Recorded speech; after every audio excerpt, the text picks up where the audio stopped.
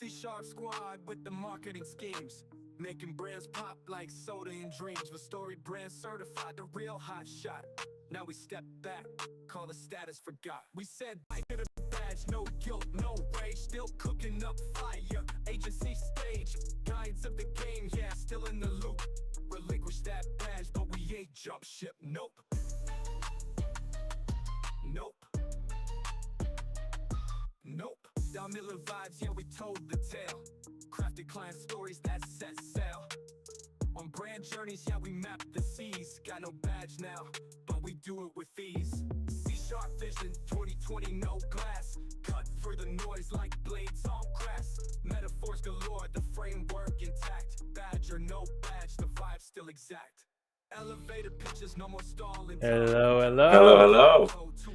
Oh, I like this beat. I could sit in the waiting room for a while and just listen to this new beat. That's it. Well, I met Bram yesterday actually, and I think he did this over like a lunch break or something. I'll be keen for him to make more tunes so that we can mix it up. Yeah, it'd be cool. Maybe with whoever comes on about their business, we create a tune for them. What's new in your world? Just normal, usual phone calls, and then the strategies. I was a little bit caught up this morning because there's a quite a sizable rebranding exercise that we're helping out with a client, and I thought it would have been like a half an hour session to make sense of the whole scenario, but it took me about 2 hours, so that threw me off a little bit. Understand. It's always like that. The first discussions, they're so hard to predict on how long they take. Yeah, because you're getting to know the people, the business, and whatever they need work in. That's it. How about you? I'm excited. There is the Apple conference soon. There is the Google conference soon. I like the developer conference. Yeah. And I think Webflow conference is in a few months. So it's always me being a tech nerd. It's always exciting to see what they're all coming up with. What do you look forward to most with these conferences and updates? Efficiencies in future workflows, or just how it improves day-to-day operations. But recently, and that is very, very geeky, but when you use a lot of JavaScript in your websites, it can slow down your site. But CSS, the more CSS you use, especially in terms of interactions and animations, it makes your site more performant. And CSS has ongoing improvements. So to kind of understand what the improvements are gets me excited sometimes. Wow. Okay. It's very geeky. What does the speed of the website have to do with web conversion? I don't know the exact stats, but if you make someone wait longer than 2 or 3 seconds, then there is a significant amount of reduction in conversions. So it's just people don't want to wait, and people expect that when they open a link that it's snappy and that it opens up straight away. Yep. And it's just a bad first impression. How pathetic, hey? Us as a human species, with our patience is down to the milliseconds now. It will be interesting. If a luxury brand had you open a link and then there is a preview window or like a loading screen that says, hey, we love taking our time. This site is going to load in 5 minutes. Go grab a coffee and get ready to see our website or something. I can guarantee you the bounce rate's going to go through the roof. But maybe there's an irresistible offer behind behind. Well, I don't know what they're doing with Temu. Temu, you know how when you open a website, they always have this spinny thing, Oh, yeah. I was like, and that it's a gimmick, but there's no way for you to click out of that thing, and that has actually stopped me from browsing their website many times. Yeah, but they're clearly making a lot of money. I mean, they're spending a lot of money. So something's working. It's a strange world of websites. Let's put it that way.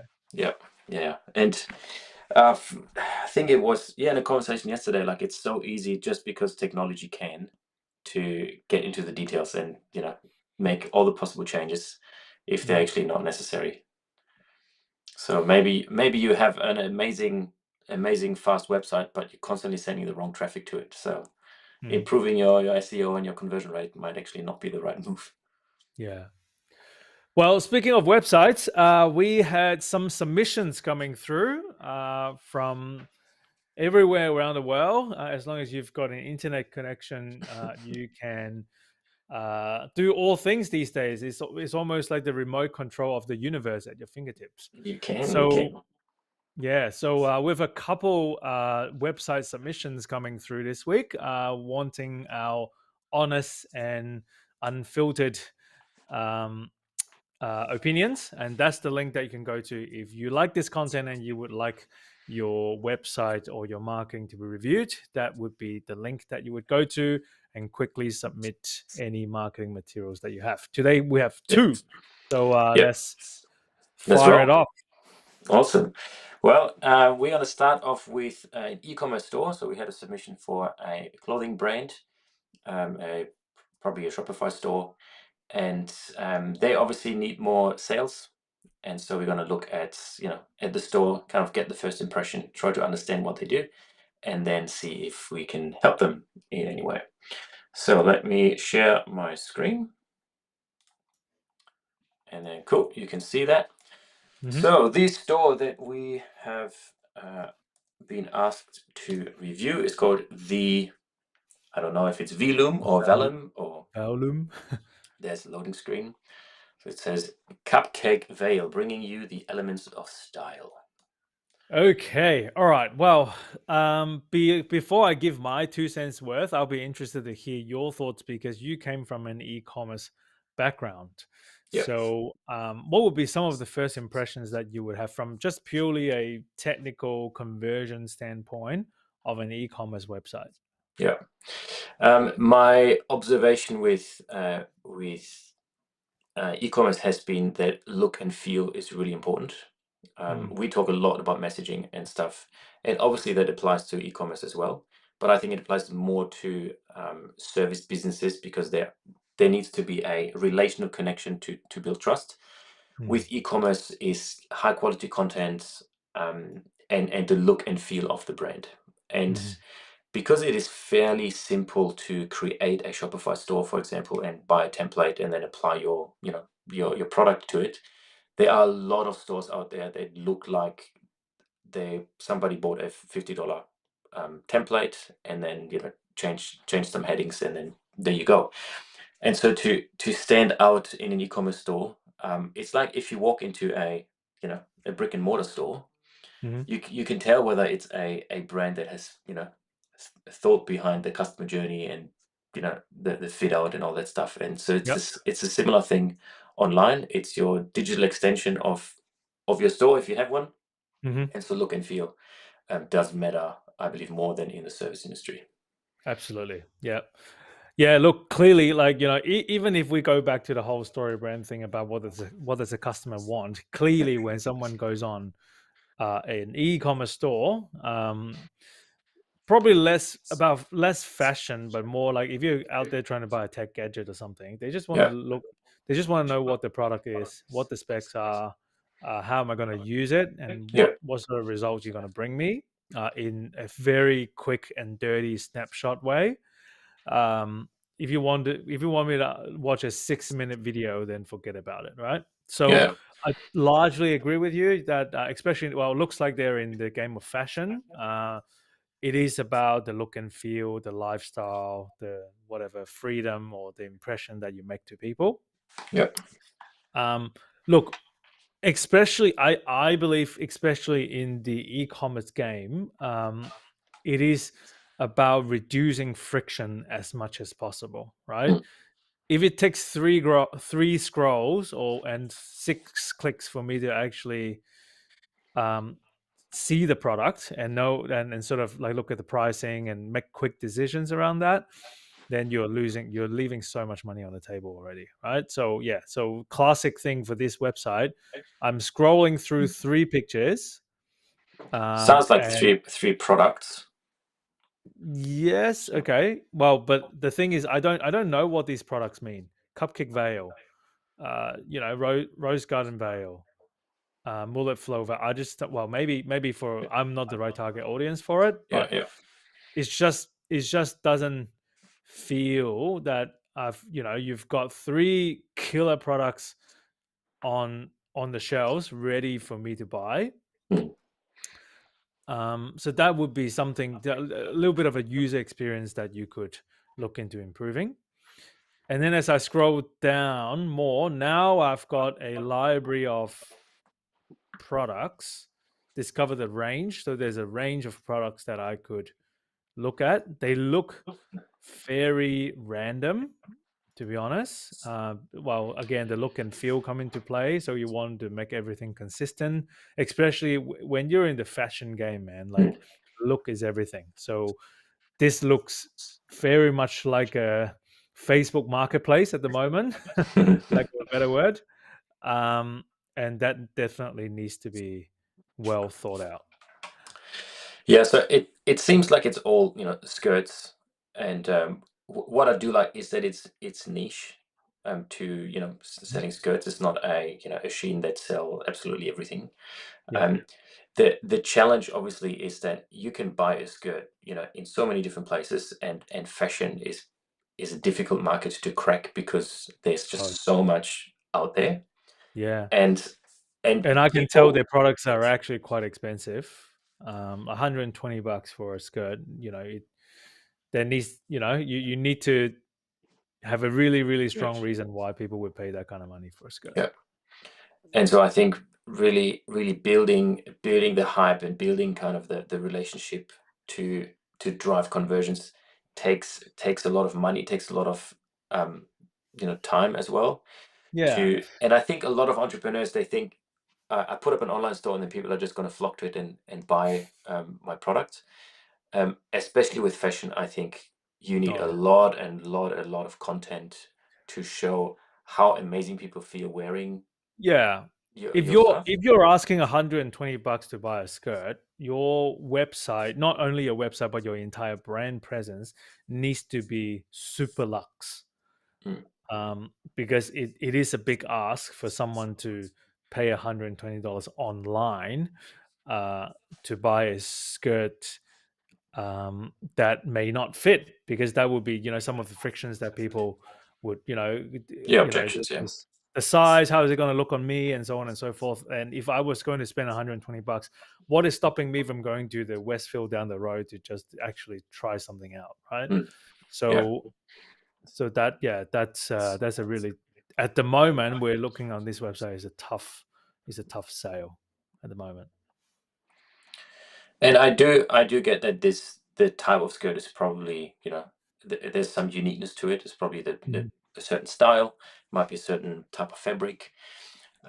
But I think you have to look through a full customer journey and understand why would someone buy this skirt, and then really, probably more on socials and more content stuff rather than just focusing on the website. Mhm. Um, because I think with especially with fashion, most of it is status, or is, it's a nice to have. So people Mhm. need to be emotionally persuaded to buy something. People don't buy clothing because they need clothing. Mhm. If you need clothing, there's very, very cheap and fast ways to get that. Yep. And Absolutely. so expensive clothing is just all about how does it make me feel, and what do other people think about me when I wear this. Yeah. Look, we're not known for being e-commerce specialists, but just applying common sense and common marketing thought process. I would probably say, if we're looking, okay, let's just say we look at another brand, just comparing apples to apples. So if you go and find Baby Aters, they're an associate of ours, not a client, but an associate. How do you spell So baby haters? BABIATORS. Now this, because I know them, I know how they perform and everything, and this is definitely one of the better performing Mm. e-commerce website that I know of. As you can see, they only do baby sunglasses. It is a commodity that you could argue I can just go to the petrol station and get it for $20, or I can, go to the shopping center and buy something, right? But Yeah. they are last time I checked, they're over $1 million in online revenue. So they are definitely doing something right. But it is about the style. They've got a clear proposition between ages, which is Hmm. fantastic. Yeah. So there are rabbit holes for people to fall into, and easy to understand. If you've got a 2-year-old, then you know exactly where to click and what to Mm. shop, and see how they display their products. One, very consistent, visually consistent, Yeah. and there's very little friction in terms of me um, immediately dive into a shopping experience. Yes, they have a lot of products, but they are. This is more of a guided process from a user experience point of view, and then I would probably say people feel much more comfortable Mm. spending time on this website and shopping around um, than the one that we looked at before. Yeah. Yeah. And something I always think through now, like people might have 10 tabs open with skirts in this instance, and Yeah. they're comparing and they're looking, what's this, what type of skirt do I like, and then your skirt really needs to stand out, or your store, I should say, Mm, needs to stand yeah. out in that way. And I Absolutely. understand, like, if it's a new brand, or if it's a new venture, or you have a passion for creating custom skirts, and you want to sell them online. What Mm. would be your recommendation, Alex, for someone to start out to sell a particular or a singular product?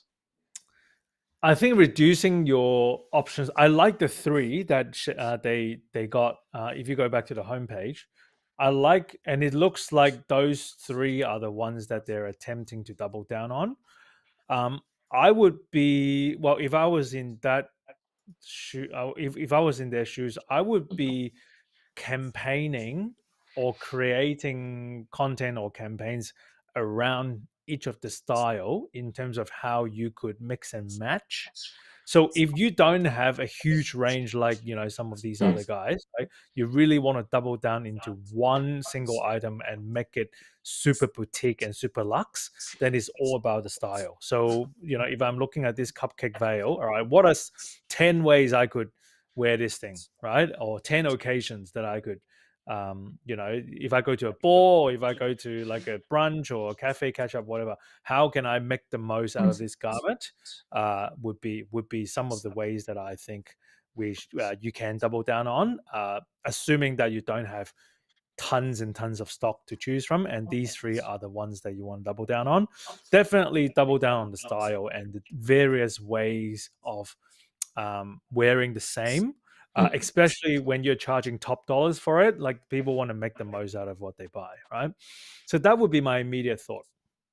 Yeah, yeah.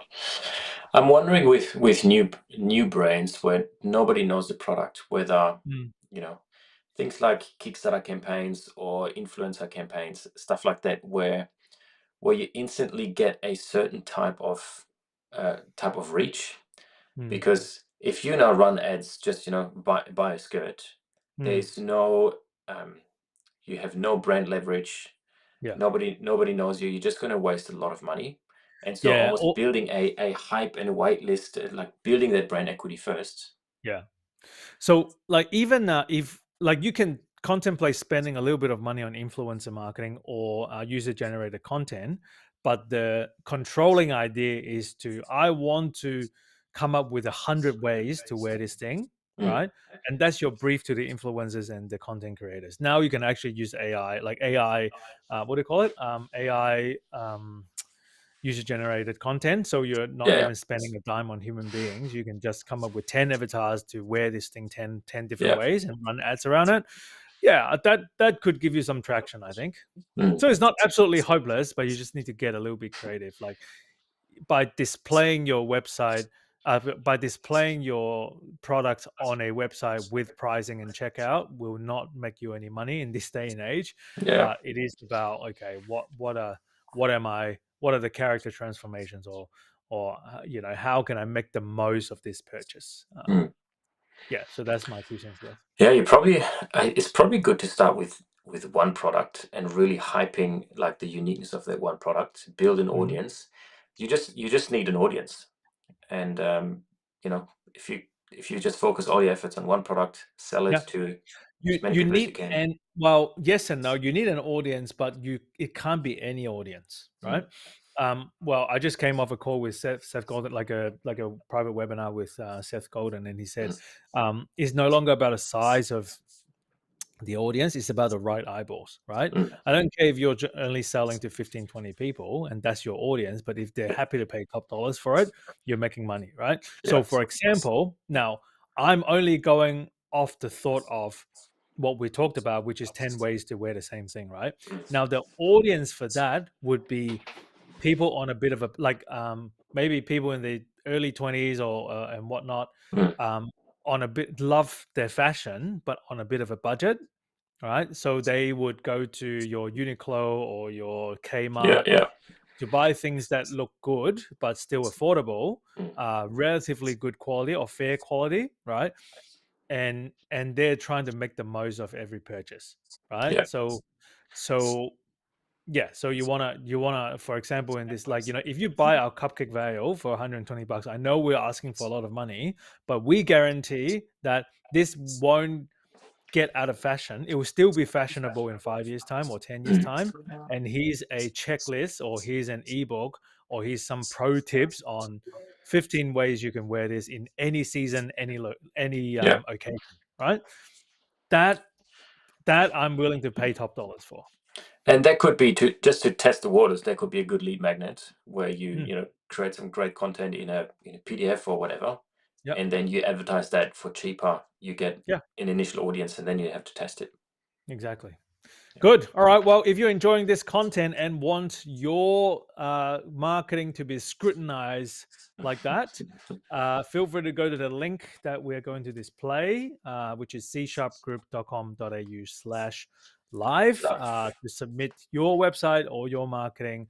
And we will be scrutinizing like what we've just done in the last 10 minutes. Now, let's look at our next one. Let's do another quick one. So let me share my screen again. So now we are not doing e-commerce store. We are doing it's actually, I believe, another agency Mhm. called Immersion Awaken Your Brand. And this is what it looks like. So we are obsessed with ROI-driven performance. Yours. Yeah, look, we've all seen this stuff, and probably earlier in our marketing journey, we've all put our messaging like that as well. It's cute. I would probably say is a little bit overused in the marketing game now, because everyone's talking ROI, return on investment, ROAS, or return on ad spend. They're not. They're not. They look. um, they're not terrible messaging, but again, it's very overused, and it can appear to be a little bit scammy as well. So we really want to. I don't have a Yes. straight answer to Mm. okay, what's a better copy to put out, but the fact is, based on our 17, well, coming to 18 years of being in this marketing game, this language is definitely getting a bit tired. Um, yep. Yeah, I one thing I've observed in the time that I've been in the marketing industry is it is so easy to make claims, and it's so easy to the barrier of entry to have an agency or to provide marketing services is extremely low. Yep. And you hear so many horror stories of people that sign up with an agency and then they just don't perform. Hmm. And so they make all these claims at the beginning, close the deal, and then it just goes downhill. And that's why there is a massive trust issue with marketing providers, Hmm. which makes me think, are agencies just not the way to do business anymore? To traditional agencies that Yeah. provide marketing services. Man, we can go on a tangent on this stuff, but I agree with you. Probably gone are the days of, dozens of people sitting behind their computers crunching numbers and running ad campaigns and whatnot. It still exists, but I Yeah. don't see that as a long-term sustainable model anymore. Is that marketing definitely has pivoted to the thinking is definitely more valuable than the doing. Not to Yeah. say that the doing is not important, because the doing is very important. But where the value is, or where the money is being made, is in the thinking phase. Yeah. Yeah. Anyway, let's come back to this website.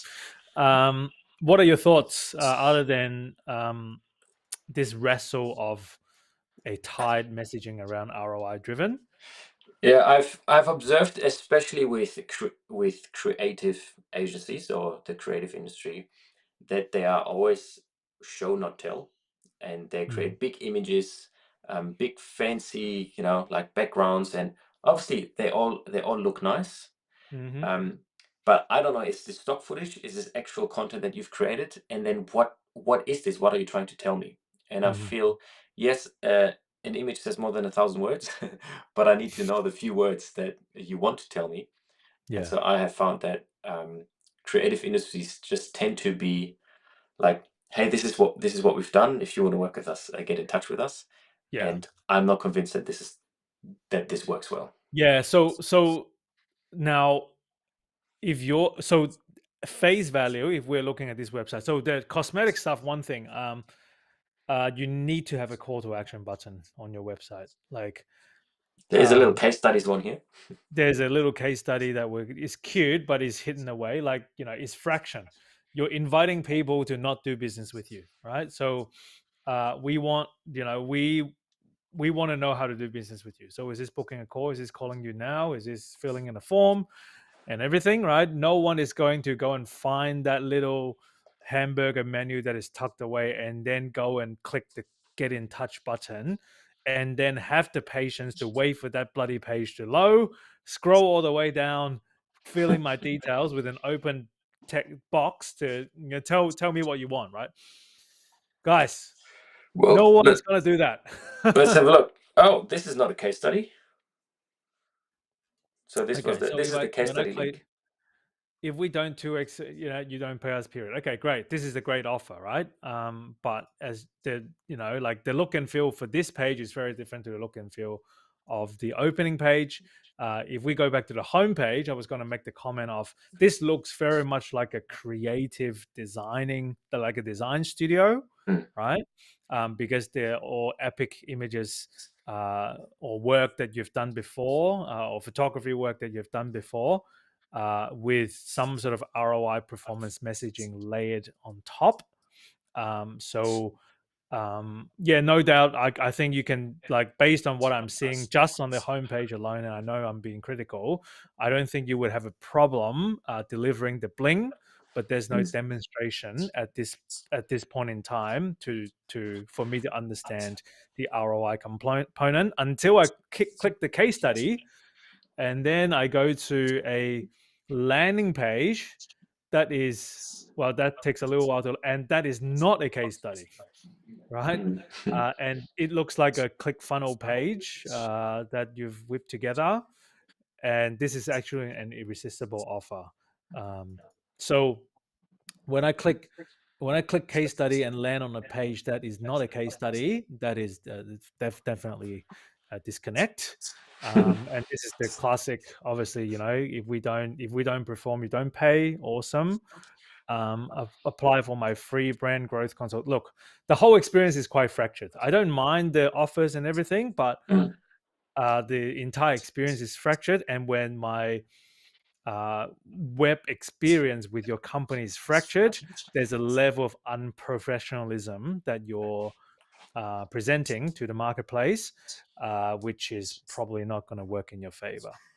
Yeah. Now, I'm going to get all these uh, ugly emails sent to me after this call, I'm pretty sure. But yeah, I'm here for the debate. So if you want to send me emails and stuff, I'm gonna come back next episode and actually read out those emails and have a bit of a fun scrutinizing it. Send it to complaints@csharp.au. Exactly. Something that I just thought of is and I know this is a bit more look and feel, but when people buy something from a brand, they associate themselves with that brand. And if your brand looks like it's been pieced together and there's no real person behind it, and there's some misalignment, then they are associating themselves with it if they buy from you, which is a massive deterrent for them. So you, we don't say like you have to have the perfect logo and the perfect color palette, but your brand needs to be consistent so that I know what I'm in for. And if I don't, if your brand is inconsistent, what am I going to expect if it's a service that you're providing? Is the Yep. service going to be super inconsistent? Are you going to make a lot of promises but not deliver? Yeah. And I don't know who I'm dealing with here. Yeah, exactly. So emerson.com.au, I wish you all the best. I wouldn't recommend doing business with an agency that looks like this, but go for your But life. hopefully, whoever has worked with them has great results. That's what we Yeah, wish everyone. no doubt. No doubt. I'm sure they would have amazing experience and amazing results. Well, they've been seen by Forbes, so you'd hope so. Oh, have they? Oh, nice. Okay, good. Um, cool. All right. Well, let's kill that thing. And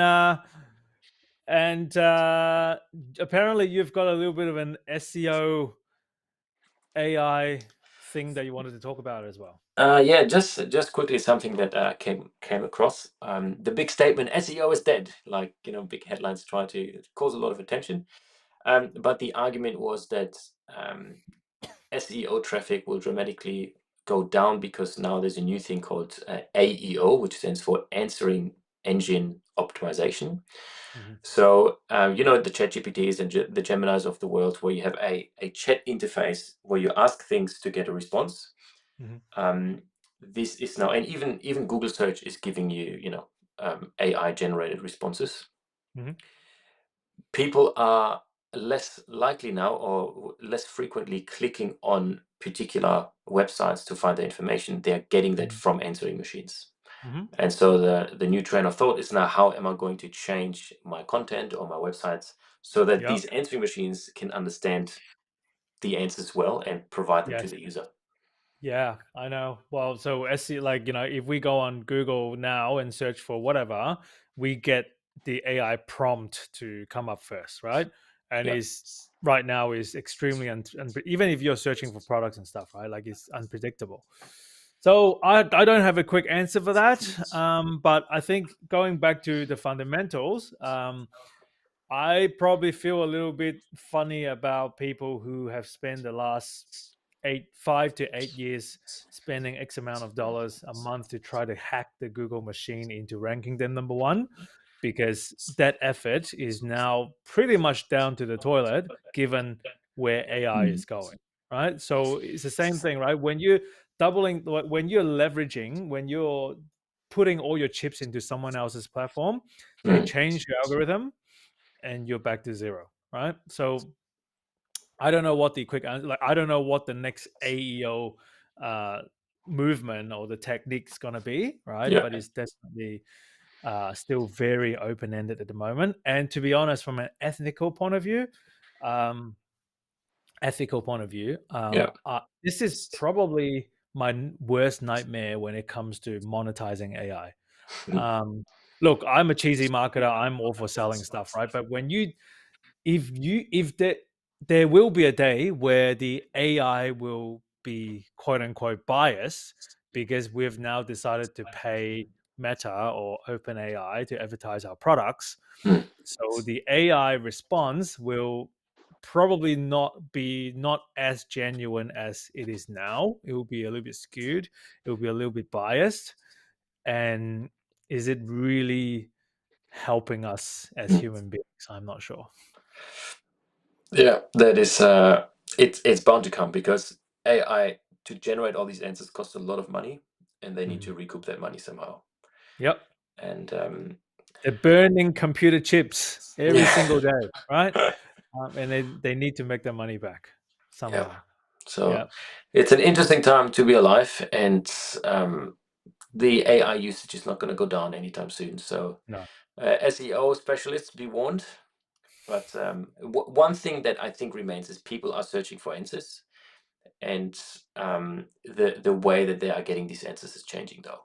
And Yeah. so you need to be aware of that when you invest heavily in content marketing that sits on your platform, that AI might just steal your answers.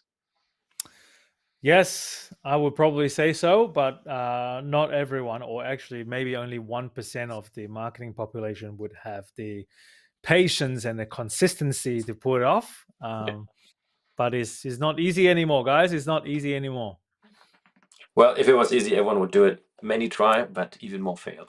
Exactly. All right. Well, that brings us to a close to our marketing life jam for this week. Once again, if you like this content and want us to bring you on screen and have a bit of a chat, csharp.au/live is the link to go to. Thanks very Cool. much. See you next time. Awesome. Well, have a great rest of your week, and then see you next week.